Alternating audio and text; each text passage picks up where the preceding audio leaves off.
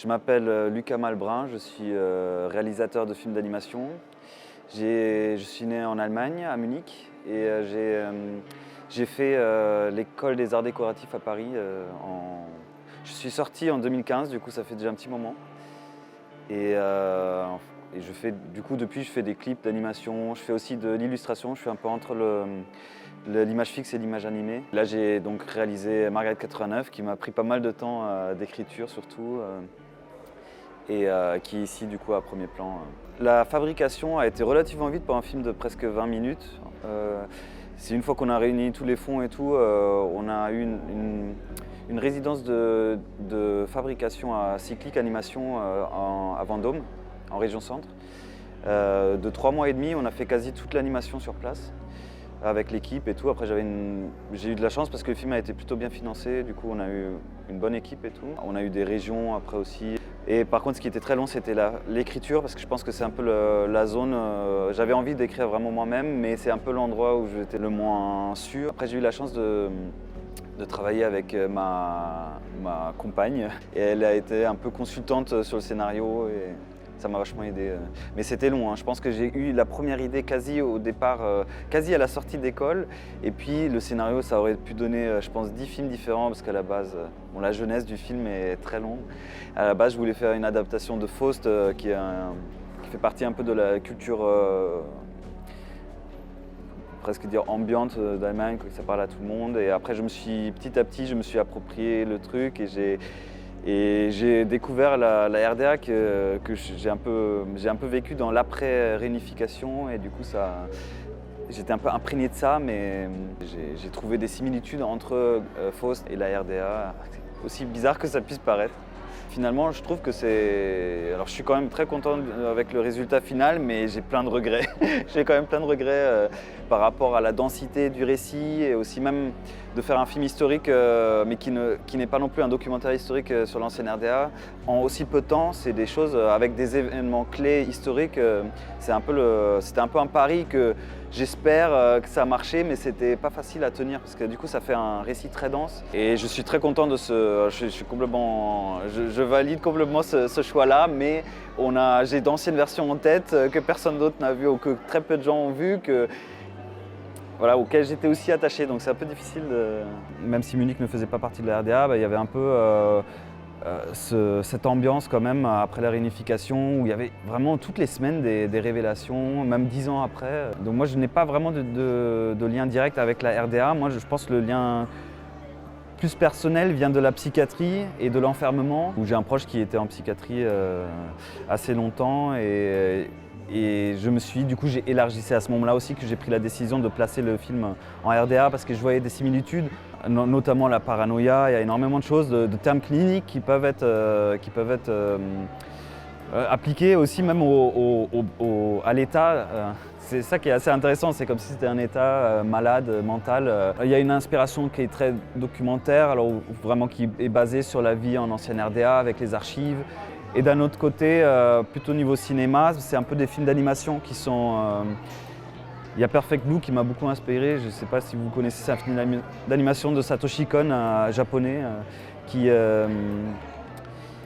il y a aussi ce côté psychologique qui est vraiment... Pour moi, un chef-d'œuvre. Il y a aussi plein de films de prise de vue. Il y a aussi des artistes, des peintres. Il y a Henri Darger, qui est un artiste américain d'art brut, qui a dessiné pendant toute sa vie dans son petit coin, qui est devenu connu après sa mort. Il y a Uni Katsurn aussi, qui est une artiste qui était proche du mouvement surréaliste, mais qui a fini en hôpital psychiatrique. Et aussi, il y a l'art de l'Allemagne de l'Est qui m'a beaucoup influencé aussi. Il y a eu tout ce mélange-là que j'avais envie de mettre là-dedans. Et après, moi, j'avais envie d'avoir quand même un style graphique un peu... En court-métrage, on peut se le permettre, d'avoir un style graphique qui se démarque un peu et où je peux mettre un peu ma patte dedans. Et ce côté feutre, je travaille souvent en illustration aussi, du coup, au feutre. Ça correspond un petit peu à ce que je fais en illustration. Du coup, je me suis fait plaisir, j'ai pu trouver une façon de de transcrire ça. Du coup, par rapport aux tâches, c'est un peu une chose que j'ai découvert après. C'est vraiment le feutre qui donne cet aspect-là, qui, dans la façon dont on remplit l'image, c'est un peu une sorte d'accident, mais finalement qui me plaisait bien parce que effectivement on dirait un peu des craquelures. Après, je pense en ancienne RDA, déjà en Allemagne il y a une culture de la nudité, et en ancienne RDA c'était particulièrement répandu. Et je pense que, notamment, il y a la scène de baignade qui est un peu le seul moment de liberté extrême où ils peuvent un peu quitter la ville. Comme l'État est partout, c'est une sorte de prise de contrôle de leur propre corps et d'affirmation et de liberté. Quand on est enfermé tout le temps, je pense que c'est le moment. Et je pense que c'est ce que j'ai pu lire aussi dans les archives, c'est que il y avait vraiment une culture de la nudité, même à Munich encore aujourd'hui, en Allemagne c'est assez présent. Au niveau de l'histoire, je voulais que leur couple, qu'on rentre quand même dans l'intimité. L'histoire, c'est quand même une histoire de trahison qui est plus ou moins compréhensible, je pense, mais il y a quand même une histoire de trahison, et que le mal se trouve aussi proche, autant dans l'intimité. Je me suis dit que c'était important quand même de passer par des scènes intimes et de nudité, et aussi après il y a des scènes de quasi-torture en fait à la fin du film.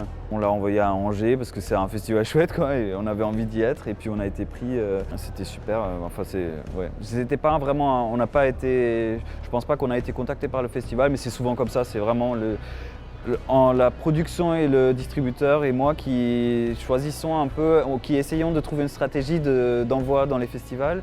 Après, là, comme le film il a commencé à la quinzaine, ça aide quand même énormément pour les festivals qui suivent derrière, parce que forcément ça pense qu'il y a moins à chercher, à envoyer. Je pense que au niveau de l'écriture, je pense que là c'est là où j'ai le plus, j'aime bien écrire, et c'est là où j'ai peut-être le plus galéré. D'un autre côté, je pense que, pour l'animation, parce qu'il y a aussi le côté image, c'est que par ce système de dossier qui est en France, qui est génial à travers le CNC et tout, il faut toujours faire des dossiers, en fait, il faut être assez littéraire après tout. Et ça pousse à considérer un film sous forme de beaucoup de scénarios, sauf qu'en animation, il y a quand même le côté image, et j'ai un peu tardé à passer au storyboard, à des étapes plus visuelles, et qui m'ont en fait beaucoup remis en question tout ce que j'avais écrit, des choses qui marchaient bien, je pense, au niveau écrit, mais qui ne marchaient plus d'un seul coup au niveau de l'image. Et j'aurais comme conseil de commencer assez tôt à dessiner, vraiment de se mettre à l'image, quitte à ensuite, quitte à ne même pas écrire de scénario. Je pense que c'est pas nécessaire en animation, c'est pas obligé de passer par le scénario, vu qu'on a